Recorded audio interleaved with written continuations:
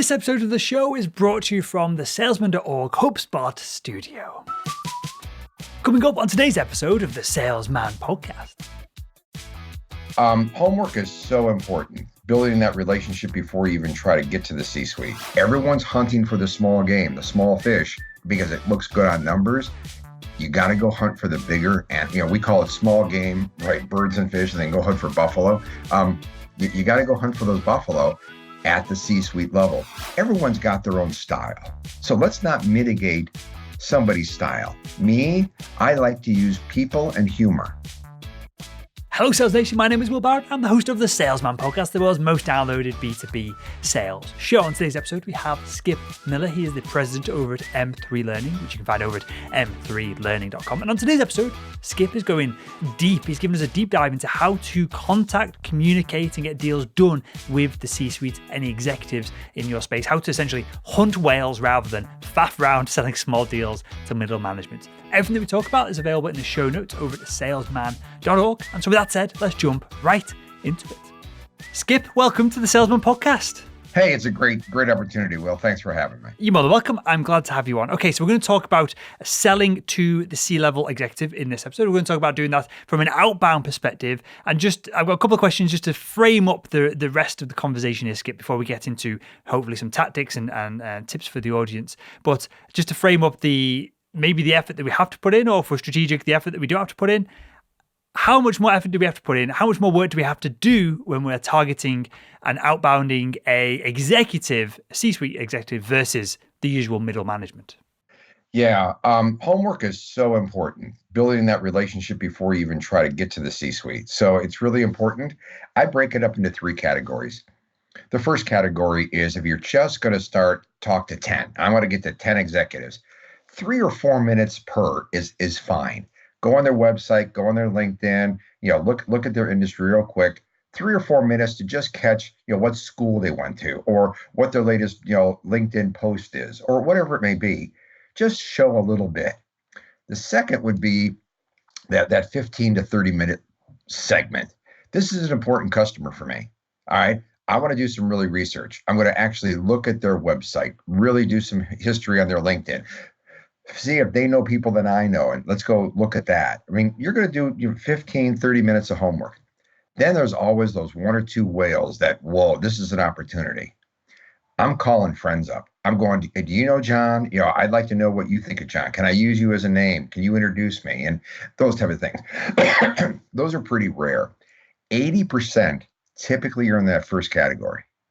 The second, and the third or fourth, the other 20%. But please remember, the number one way to get to a C-suite is the referral. So if you know somebody they know, if you know a company they know, if you know somebody in the industry they know, that's going to give you a leg up. So just doing that little homework, you can do that in a couple minutes. So typically I like homework in those 3 segments. Love it. Just for context here, if 80% is that smaller amount of research and 20% is that larger amount of research, is it fair to say that if we get that 20% right, that's probably 80% of the revenue that's out there? Those whales are disproportionate to the rest of the people that we might be reaching out to. Well, it's a great question. And I'm a firm believer that there's 3 segments. There's the whales, there's the mid-market, then there's the SMB. Most of your activity is going to be in that smaller segment. Just a lot of time there. And you've got to spend time there because it's a bigger market. It's a huge market. But when you have a chance to really go after some of those bigger accounts, those whales, you're going to have to do it right because they will end up being a big part of your forecast. Not as a number standpoint, you're only going to have 2 or 3, but they'll be 60, 70% of your quarterly forecast because they're the million, pound, million euro, $1 million deal. For sure. And that mirrors very literally my career in medical device sales and then running salesman.org as well. There's always one, like the HubSpot deal that we've done recently, just smashes every other deal that we've done in the past few years. And so the effort that went into making that one happen clearly outweighed going the other route of trying to deal with 500 different smaller deals in that instance. And Will, that's the problem right now. Everyone in their pipeline has got slop from the fourth quarter of last year, and they're trying to close out first quarter business. I'm right now asking questions like, what's your second quarter look like? That's a management question because the salespeople still have 2 weeks to make the quarter or whatever it may be. And by and large, when I ask them, okay, how many deals do you have for the quarter, second quarter? And let's just say they say 100. Okay. Of the 100, how many are over 100,000? That's a good question. Everyone's hunting for the small game, the small fish, because it looks good on numbers. You got to go hunt for the bigger, and we call it small game, right? Birds and fish, and then go hunt for buffalo. You got to go hunt for those buffalo at the C-suite level. Bubbling that up, I'm going to get in at the lower level, really excite them and bubble up. That just takes forever. So if you're going to go for second quarter, get one or two or three pretty big activities. Let's go hunt for the C-suite. It's a faster deal, and they're the ones with the problems right now. And just one more thing to clarify here, and I think you might like this question. Before we get into some of the strategy here, and hopefully we'll build a framework of how to go after these individuals practically. When we are wanting to sell to the C-suite, is the most appropriate way to go about it? Is the most effective way to go about it? Is it inbound, creating content, social selling, stuff like this? Or is it to be direct and do outbound sales, more traditional outbound sales to very key specific people within an account? Okay. Inbound is typically from what we think there's two types of buyers, below the line and above the line. Below the line is the user buyer. They're going to use your stuff. The above the line is the fiscal buyer. I've got a 40 million pound problem. And if you could make a dent in my problem, what do you cost? 20 grand. So there's two different buyers. Inbound is typically below the line. So you're going to have a great time talking to them. They want to talk about you. You want to talk about you. Oh, they just have a great time. Well, good luck working your way up to the ATL then. So it's going to be different. If you want to go after some of those big accounts, you're going to have to outbound to the big accounts at the C-suite because they're the ones with the problems. And sometimes they know their problems and they're hunting. And sometimes it's the unknown. They didn't know that they had this problem. And boy, you brought some new information to light. But without a doubt, you want your 80-20 rule again?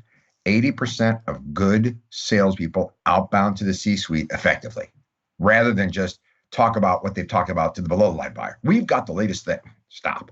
Yeah, that makes total sense. So people get different language for this. Is there a way to describe those conversations? Could we say that the above the line, the C-suite executives were having strategic conversations as opposed to product-focused conversations? Hey, well, I've got 5 brothers and sisters. I got a big family. And before COVID, when we would get together for holidays and stuff, we'd have like 50, 60 people, a lot of people. There'd be so many people. We'd have what we call a kids table and an adult table. And the kids loved it because they got to speak kid talk. And the adults loved it because they don't have to speak kid talk. So what happens is we get to the below the line buyer, we speak kid talk. Oh, we have a good time. Oh, great. So then when we get a chance to go to the adult table, we do a summary of the kid table talk, which the adults don't care about. So they are two different languages. For the above the line buyer, I have this thing called initiatives, which we call trains in the train station. So here's my initiatives, and they're in the train station for a reason. I got a problem with them. And if you can address multiple trains, oh my gosh, you can affect train 1, train 3, and train 4. Watch how fast this deal goes down. Your below the line buyer is only the conductor on track 1. They don't care about track 2 and 3. So that's the different type of conversations. When I have a conversation with a VP of sales, I go, as you look at 2021, what are your biggest challenges? Ramping. I got to get my salespeople ramp faster. Okay. What else? I don't stop at one train, because if I can affect multiple trains, that ATL buyer is going to go, boom, this guy can make a dent in 3 or 4 of my initiatives. Hey, John, let's get this thing done. Let's go. So you're going to see faster sales cycle times. How do we, if we're going to break this up into steps, how do we get into a conversation where, I'm sure, Skip, if you ring up a CRO, CEO, or an organization you want to deal with, you've got such a resume, you've got such a kind of a portfolio of companies you worked with. They're probably going to pick up the phone. They're probably going to have, as we're describing it, an adult conversation. You're probably able to add a ton of value just in that conversation themselves, change the paradigms and kind of open their eyes to different things. Now, that's one thing for Skip to do this. It's another thing for Sam, who's been selling for 2 years, who's been targeted internally to go after some of these large accounts, who doesn't have the clout that Skip has. How does Sam get into one of these conversations so that he can start asking these intelligent questions? I'm brilliant because every year I do SKOs, I do sales kickoffs, and I'm the keynote speaker. And we just had an account that sells to the chief audit officer. I didn't know there was one, right? So I typed in what keeps a chief auditor awake at night in 2021, right? I'm shocked at how much information there was. So on my second or third slide in this SKO, I go, guys, here's what the experts are saying. There's actually a chief auditor magazine out there, which I didn't know. So I said, here's the top 5, 6 things that are key. You would thought I was speaking from the golden mouth. This was hysterical. They're like, oh, where'd you get this? It's, guys, there's tons of good stuff out there. Let's say you target CIOs, right? The Gartner Group every year has 2 or 3 virtual conferences now that target CIOs with the hottest topics. Type on Gartner CIO conference and find out what the topics are, because those are probably the topics the CIOs are looking at. So it's not hard to find information that everybody's, really important with. Just do some homework on the title that you're going for. So are we going to, when we outreach to these individuals, are we going to them with a hypothesis, what we think that they may have an issue with? And then we're saying, hey, maybe we can solve this. Let's jump on a call. Is it as simple? I know it's not quite as simple as that, but is it as simple as that in theory? Okay, remember, in outbounding, it's not, I wrote my latest book, Outbounding, because I talked to a salesperson and I said, how you doing for the year? Well, I got 80% done. I got it done. What are you going to do for the 20%? Oh, I'm going to have to go get some leads. How's that working for you? Well, I just sent a guy an email last week. I'm waiting to hear back. Really? That's your whole strategy? Really? Outbounding is a series of touches.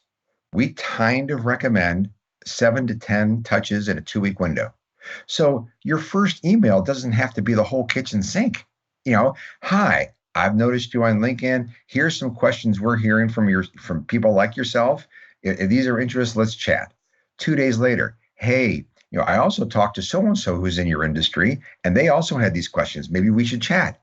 Hey, it should be a story within those 7 to 10 touches. So it's not, I sent them 2 emails last week and I'm waiting to hear back. Guys, I mean, you got to build your story up, and your touches are just so important that contribute to that story. And do you use clearly there's the hero's journey, which most stories are based upon. Is there a specific story arc that you like to do throughout your kind of campaign, if we're going to call it that, or cadence? Yeah, and that's going to be very specific for the individual. We interviewed probably 10 to 20 companies. I mean, Zoom, Snowflake, Tableau, tons of great companies when I wrote this book. And what I found was everyone's got their own style. So let's not mitigate somebody's style. Me, I like to use people and humor. So I know so-and-so, I know so-and-so. John, I sent you 2 emails, last week. I haven't responded back. My mother gets back to me faster. I'll use anything like that just to build up some rapport, but that's my style. Some other people are very informational, right? Here's some information I just read something. I thought this would be applicable to you. Boy, based upon your industry, I just read this one page, especially paragraph 3 or 4 might be applicable to you. So everyone's got their own style. Use your style. That's your strength. Don't try to be somebody you're not. But you definitely want a story arc that says, intro, here's why we should chat. Oh, I haven't heard from you. I'll put you on hold. I'll be back again. Just be professional and integrous. But the last thing you want to do is overindulge them with stuff. Here's 3 articles I read. No one's going to read them. So just take it one step at a time here. Let's go on a series of first dates. It's not first date, let's get married. That's kind of ridiculous. How do you, clearly you will do a lot of this unconsciously, competently, right? As do I, which is a problem when I'm teaching. How do you teach someone to be congruent with their own style or find their own style?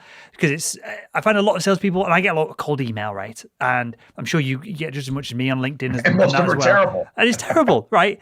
And surely someone who looks that email, that LinkedIn message, they know that they wouldn't say that to us in person if they met up with us. That's not how they speak. That's not how they would communicate. So how do you teach someone to be congruent in the way that they're communicating? Because I find that if a message is at least congruent, and I think there's a real person at the other end of it, at least I'm going to evaluate whether I want to reply to it at that point. I started writing Outbounding, and I was probably, it's a funny story. I was halfway through, and then I looked at how many words I actually contracted with the publisher to write. And there's like 35,000 words. I'm like, oh boy, I better get moving here. It's like a lot of words. I probably was at 10,000 words, and I threw the book away because what I found out was it's all about attitude. You've got to have the right attitude when you're outbounding. And the attitude is not, boy, I got something of interest. I want them interested in me. That's called a solution hunting for a problem. And that's probably what makes everybody mad. You've got to really do your homework and go, listen, I think I can help this company, right? I've just read where their sales are down or their competitors kicking their butt or they've got a churn problem or something. And I don't know if I can help or not, but I'm on a mission to get to that C-suite person and just ask a couple of questions to find out if we can be of help. That's it. If I can sell something to them, great. I mean, I'm not worried about that. But your attitude has got to be, I've got a territory and there's people in my territory losing money because they don't have specific answers. Let's go find out if we can help or not. That's got to be your attitude as opposed to, okay, I've got my pitch ready and I've got my deck ready and that's the wrong way. And most companies prepare their salespeople that way. Okay, here's your deck. Here's your first intro. Here's your 30-second speech. Here's whatever else. Stop it. Be yourself. Be inquisitive. We find the best outbounding salespeople to the C-suite have a natural curiosity. They're just curious about what's going on. An informational interview is unbelievably important. I'll challenge your listeners, Will, to go back to some of their customers that they've just sold in the last quarter or two to the executive suite and say, hi, Mary, Skip here. Again, thanks for doing business with us. Hey, really quickly, just as an informational interview, could you help me? As you look at the rest of 2021, what are some of the biggest challenges and risks you see? And you'll get the ATL, the above the line vocabulary that way. That's a great tactic to build your vocabulary up so you can speak in your voice. How much of this, Skip, the effectiveness of what we're doing here comes down to the fact that I'm going to be as PC as what I can be here. There's a lot of numpties in middle management that'll get on the call with anyone and just have a chat and maybe they'll buy. Versus at the C-suite, most of these individuals have some kind of talent or there's something to them that's got them to that position. So how much of what we have to do to sell differently above the line to these individuals comes down to the fact that we're not dealing with morons anymore. We're dealing with actual legit business people. The below the line buyer wants to buy your stuff because they're tired of working weekends. They're tired of having 50,000 Zoom meetings. They're tired of doing the same thing over and over again while they talk to buddies and find out they're doing things in half the time. It's taking me 20 hours a week to do this. I know there's technology out there. So once they get it, they're really happy. They do everything. It's all great stuff. The above the line buyer is looking at a different story. All right, I just launched this initiative and I said we're going to get 40 million pounds of revenue this year. We're through first quarter and we're a trajectory to get 25 million. I got a problem here, okay? I got to hire some more people. I may need what you guys are selling. I have to assemble the pieces to go after my 40 million pound goal. Now, the below line buyer doesn't know that. The below line buyer is just doing their job and they want a better way of doing their job. The above the line buyer always has these trains that they got to get out of the station. And they're in the station because they got a problem. And that's the total difference of your approach. It can't be, I was talking to your below the line buyer, Bob, who's really excited about our stuff. And I'd love to get your opinion about my stuff. That never works. Okay, so we'll carry on with this trade analogy. How do we, or what, are there any unconventional questions we should ask? Are there any counterintuitive questions we should ask? Let's assume we've got the meeting now after that cadence of sharing information, showing interest, and being congruent in the fact that we want to help this organization. We've got that first meeting, Skip. Are there any questions, again, counterintuitive or seemingly odd questions that we should ask in that meeting to get the executive to go, oh, this person knows what they're talking about, and perhaps I should really open up to them. And this isn't a question I've been asked 50,000 times in the past. Yeah. Well, you're not an engineer, are you? I've got a background in science. I'm a chemist. Okay. Well, in engineering, they do this little thing I'm showing you here. And this is actually something called the right-hand rule. So when you're designing on a CAD system or on a drawing board, this is 2-dimensional and this is 3-dimensional. And that 3 dimension is time. The best thing you can do when you're actually talking to an above the line person is time travel. See, most salespeople are two-dimensional. Give me a problem, I fix it, I win. Yay! When you talk to an above the line person, you've got to time travel. If you've been listening to me on this podcast, I've been saying things like, as you look at the rest of 2021, as you look at the next 2 quarters, what's happened in the last 2 quarters? Well, if I go to a COO right now and said, right now, what's your biggest problem? He or she probably would say, getting you off this phone. That's my biggest problem. Because every one of their meetings is about the last 3-6 months or about the next 3-6 months.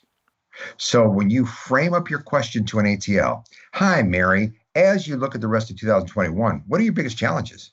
Is a totally different question than, hi, Mary, what are your biggest challenges right now? We have been trained to be two-dimensional. We call below the line. We say, hi, what's your problem? Because if you have a problem, I can fix it. I'll give you a proposal and I win, which is very important to a BTL. So we've learned to be very two-dimensional. So one of the best things, Will, I can tell your listeners is if you're going to go to the ATL to the C-suite, you got to time travel. Must time travel. It's a totally different question because when you start framing things up, as you look at the next 6 months, well, that's every meeting I talk about. I guess you've proven you can talk to me because we're talking in the same language now. You go to a BTL and say, as you look at the next 6 months, what's your biggest challenge? They're going to go, I don't know. I'm never invited to those meetings. So that's probably one of the best tips we can tell your listeners is if you're going to go to the ATL, you've got to time travel. You've got to be that three-dimensional. As you're saying that, Skip, I'm visualizing myself in that situation, that seller's engaging me. And immediately I'm going to feel way less pressure to that this person's going to throw a pitch down my throat. I'm going to get hounded by follow-up after the meeting when they're having a conversation about 3-6 months or, depending on what the deal size is. We did deals, medical devices, we're selling whole operating rooms, operating theatres. It took 12 months, 18 months for the deal to come through. When you're having those kind of conversations, it almost becomes a bit more pleasurable, surely, for the buyer at that point, because the pressure of, I've got to make a decision, I'm going to have to tell this woman to get lost at the end of this meeting, I'm going to get hounded, I'm going to get followed. Surely all of that falls away. And does that give the opportunity then for the buyer to be a bit more open and less secretive about things? Well, look at you. You run a business. As you look at your salespersonpodcast.com.org, right? Right now, for you, what's your biggest challenge in getting revenue? Stop. As you look at 2021, what are your biggest challenges of getting revenue? 2 totally different questions. Mm-hmm. And that's where the below the line buyer doesn't know that. So we have to, when you outbound, time travel. Mary, as you look at the rest of 2021, you probably have questions like, is a much better email than, hi, you have questions like, no, I don't. No, I don't. All right then. So time, third dimension to this on top of everything that we've talked about so far, Skip. Is there anything else that we should be asking in these meetings? Is there anything that we have to ask? Is there anything that we have to clarify at the beginning of these conversations? So I'm a huge fan. If you want to tattoo something on your forehead or on your arm, right? It's what's the size of the problem? You got to get numbers. This is a key initiative. This is worth a ton. Really? Like a ton? Really? Oh, it's a top 2. What does that mean? Even if you have to scale it on a scale of 1 to 10, John, where are you at right now? A 6. Where do you want to be? An 8. You got to get some sort of gap. So when I talk to a sales VP, this is a perfect time. It's March. I'll say, how you looking for the year? And they're going, well, we'll probably got 80% in the bag. I go, wow, what are you going to do about the other 20? Well, that's the question, isn't it? That's why we're talking to you. Don't look at me. I'm not going to solve your 20. I can help, but I'm not going to solve it. What are the things? So number 1, always get numbers. And number 2, when you identify the gap, ask the C-suite person, ask the ATL what they're doing about that gap. Don't start pitching, right? It's sort of like, so how are you looking for the year? 80%. Oh, you got a gap. Let me tell you how we can help. No, I didn't ask for your help yet. Geez, that's a big delta. What do you plan on doing there? All right. And that's called hunting for trains. I'm hunting for their initiatives. But what's the size of the problem? I get invited to quite a few QBRs, quarterly business reviews. And the salesperson will come in. This is an important deal. It's going to be 300,000, ARR, this, that, the other. Yeah, I got it. Right. Well, let me ask you a question. what's the size of the problem? Well, they got a problem in doing this. Well, how big's the problem? Well, it's big. Well, they wouldn't be talking to us if it wasn't big. Let me ask you a question. When you're proposing a 300,000 pound deal, euro deal, dollar deal, whatever, and your executive goes to the CFO and says, I got a big problem. I need 300,000. And the CFO's got to go, sure. No, he's going to say, well, how big's the problem? And your champion's going to go, oh, it's a big problem. No, they talk numbers all the time. I find this funny, Will, that salespeople can tell me the size of the solution, but they can't tell me the size of the problem. It's a $300,000 deal. Great. What's the size of the problem? I don't know.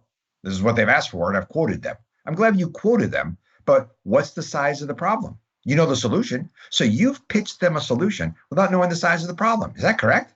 I find that hysterical. And this is surely a red flag as well, right? If we come away from a meeting and we have asked or tried to ask and we don't have those numbers, there's a gap in trust there, or they're using you for pricing to buy from someone else, right? Exactly right. And budget is a below the line term. Because if I have a $20 million problem, 20 million euro problem, pound, whatever it may be, I'm going to give Bob, my guy, a budget of 10 grand to go help me fix my problem. Well, if the solution's 15 grand, oh, that's out of budget. But if I can help make a dent in my 20 million problem, I'll find the money. So when I hear, well, their budget is, I know you're talking to the wrong person. You've got to win both value stakes. And way too often, we just know our value proposition, but we don't know the below the line and the above the line value proposition. And they're both important. I'll give you a quick story. I used to do a kickoff for a company every year. And I used to be at their kickoff all the time. And they used to bring up a below the line buyer. And the below the line buyer would sit there and tell a story about how they use their stuff, their software. And they cry. They cry every time. The last one I went to, he was a guy that worked for a company that lived in Seattle, but they have a big plant in Tennessee, here in the United States. And they had a big problem. And he was going to help solve it. So he gets on the private jet, right? The corporate jet. He goes, I've never been on a corporate jet before. And as they're flying to Tennessee, he solves the problem. And he gets there and they solve the problem. And he goes, this is great. He was able to catch a flight back on a Friday to see his son's first Little League baseball game on a Saturday, which he was going to miss. He cries. The whole audience, they cry. It's hysterical. The below the line buyer, the user buyer's value prop is important, but it's different than the above the line. So when you're outbounding, don't take that same template and messaging for the BTL to the ATL. It's different. How do we know? This is going to seem like a daft question, but this would be valuable for anyone who's perhaps newer to sales. How do we know, other than we get no response to anything, how do we know if we're doing this wrong? How do we know if we're not quite hitting the mark of some of this? See, that's the great thing about doing cadences and sequencing, right? So at the end, you can do a breakup email. You can do an ABC email. You can do something. I find it funny that the normal judge here is no more than 120 words per email. But people write 300 or 400 words. No one's reading them. So at the end, we're saying, listen, I don't want to bug you. Just tell me, please hit unsubscribe. Please tell me if I could do something on a mobile device. Sure, send by. That's what you shoot for. So near the end of your cadence, if you're not getting anything, if you're not doing it right, just quickly ask, could you please either send me ABC so I know not to bug you anymore? Oh, hey, send, boom, done. I mean, that's going to be very helpful, but make sure you take your buyer's perspective in mind at the end there and stop writing these novels, stop writing these whole big things. If you're not doing it right, you won't get a response, and you won't get, if you're using good CRM tools, you'll know open rates, you'll know hit rates and stuff and so on. The best in class organizations that we know outbounding are getting somewhere in the area of 50-60% open rates, and then 20-30% of response rates. Wow. So I'll go into a company and they've got a 3% response rate. Yeah. Like, wow, you're doing something wrong here. You're probably pitching, aren't you? Yeah. Yeah, and that's our experience as well, that 1 to 3%. And people seem to be happy with that.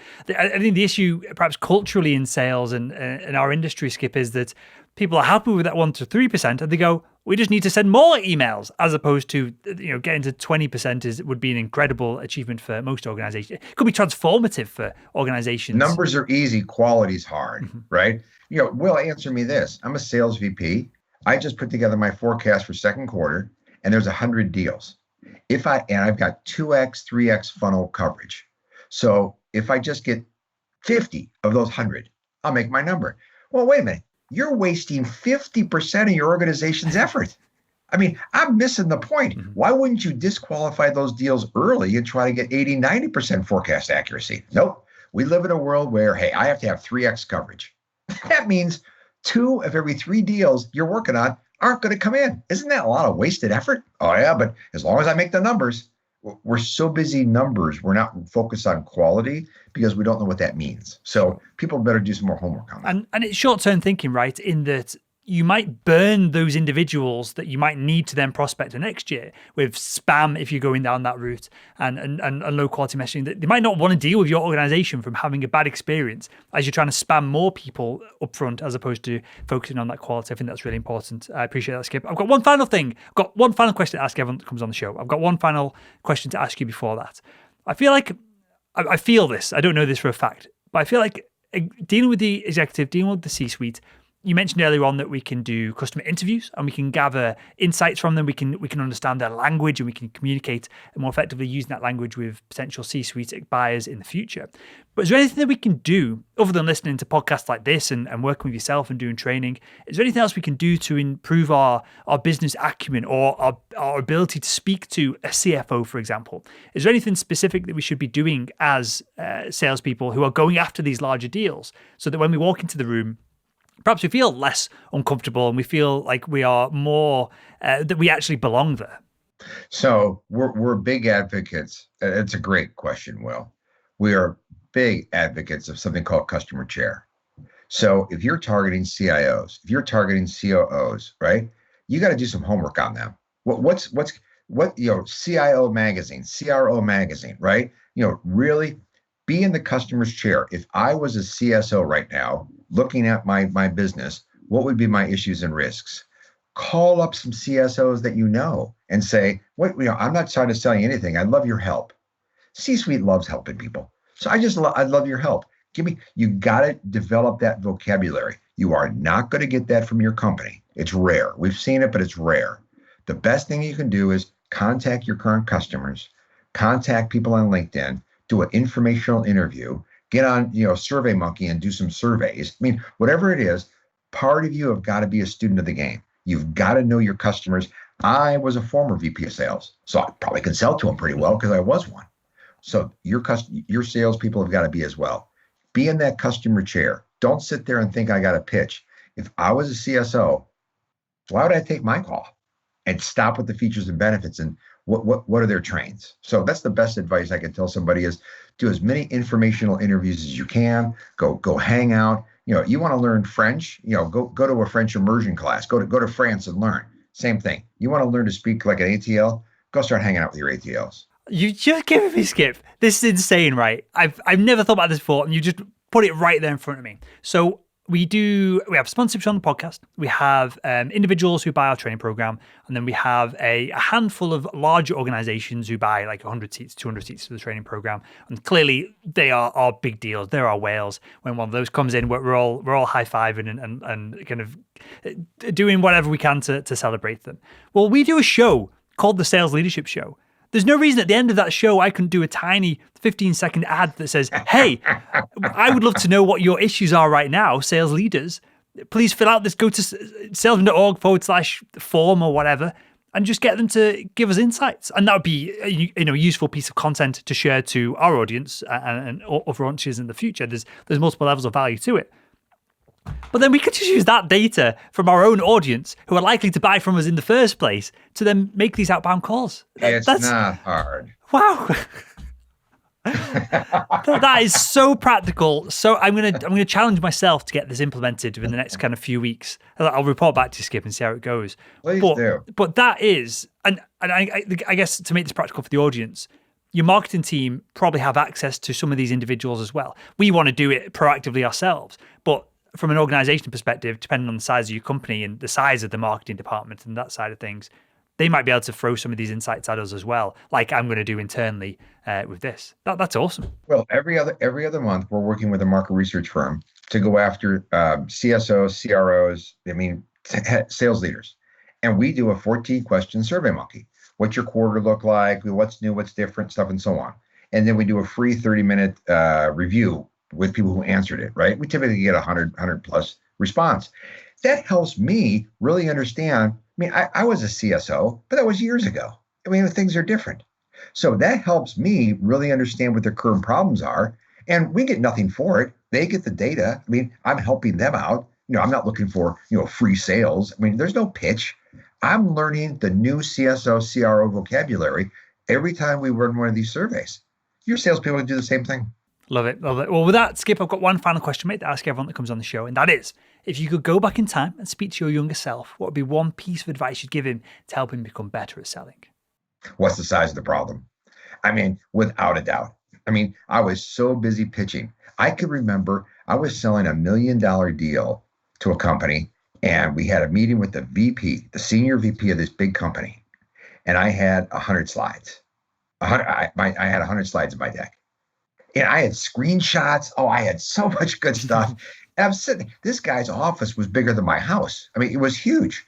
And all I did was go through my pitch and then go, what do you think? What I should have done was just sit there and said, before I even get into my pitch, and we sell big size deals. I haven't done a pitch since 2016. I don't even have a pitch deck because I walk in going, what's the size of the problem? And then what's the size of the problems? Because I'm hunting for multiple trains. So guys, what's the one piece of advice? What's the size of the problem? Love it. Well, with that, tell us more about the book and where we can find out more about yourself as well, Skip. Yeah, the latest book is called Outbounding. Nice, pretty cover, nice kind of thing there, right? The whole bit. Amazon, is probably the best spot for it. If you have to do a better job outbounding, right? Inbound lead handling as well as go outbounding.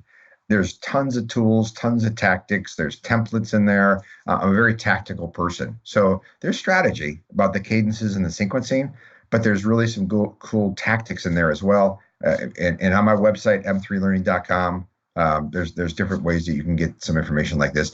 On my website, m3learning.com, on the video section, I put together a series of 5 3 or 4 minute videos that kind of outline some of the stuff in the book, and it's free. We just tap on, watch the 5 videos. They're free. So happy to help. Amazing stuff. Well, I'll link to all that in the show notes of this episode over at salesman.org. And with that, Skip, genuinely, mate, I really enjoyed our conversation. We'll love to have you back on in the future. And I want to thank you for joining us on the Salesman Podcast. Oh, it's been fun. Thank you, Will.